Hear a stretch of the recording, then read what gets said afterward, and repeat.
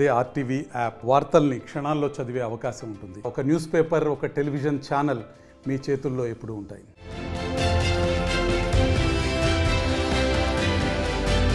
దేశంలో లోక్సభ ఎన్నికల ఓటింగ్ కొనసాగుతోంది. మొదటి విడత ఎన్నికలకు సంబంధించి పోస్టల్ బ్యాలెట్ ద్వారా ఓటింగ్ ప్రక్రియ 4 రోజుల క్రితమే ప్రారంభమైంది. ఎన్నికల సిబ్బంది ఇంటింటికి వెళ్లి పోస్టల్ బ్యాలెట్ ఓటింగ్ నిర్వహిస్తున్నారు. వీలైనంత ఎక్కువ మంది ఓటింగ్ లో పాల్గొనేలా ఈ చర్యలు చేపట్టింది ఈసీ.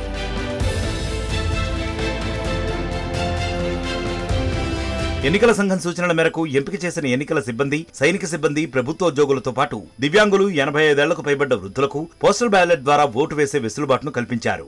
దేశంలోని వివిధ రాష్ట్రాల్లో ఎన్నికల సిబ్బంది పోస్టల్ బ్యాలెట్ ద్వారా ఓటు హక్కు కలిగిన ఓటర్లను గుర్తించి వారి ఇళ్లకు వెళ్లి ఓట్లు వేయించుకుంటున్నారు.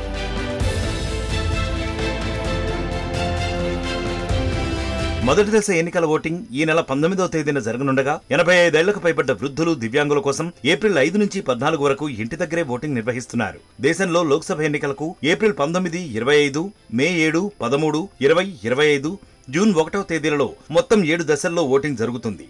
జూన్ 4వ తేదీన ఫలితాలు వెల్లడి కానున్నాయి.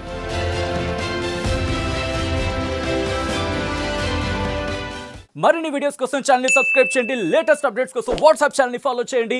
అండ్ లింక్ డిస్క్రిప్షన్ లో ఉంది.